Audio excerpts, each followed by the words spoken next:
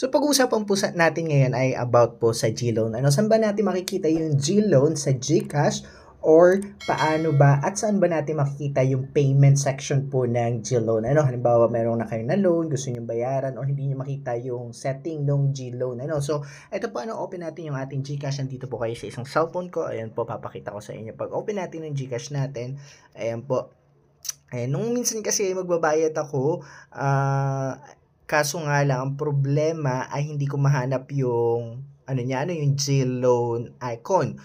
And, though, ang GLoan po ay nag-automatic,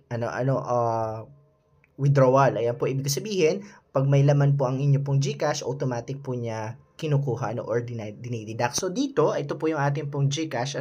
Makikita nyo po dito yung all. Ayan po, view all. Ayan, pindutin ninyo.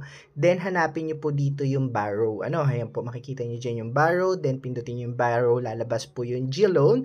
Ayan po yung GLoan. And of course, click nyo yan.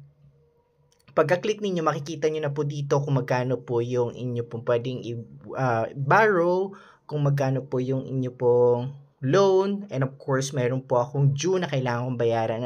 So, dito po tayo magbabayad if we want to pay. Ayan po, pindutin lang natin. Tapos yung amount na dapat natin bayaran, remaining GLoan balance, and of course, enter amount na po natin, dapat natin bayaran. Ayan po. So, ayun, kung gusto nyo i-fully paid, pwede rin nyo pong i-fully paid yung inyo pong GLoan. Kung ayaw nyo naman, okay lang din naman po.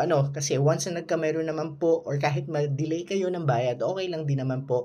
Kasi, once na nagkalaman po yung GCash ninyo, automatic naman po yan na nag-deduct po sa GCash ninyo. So, yun po ang tutorial natin. See you around. God bless you. Thank you so much.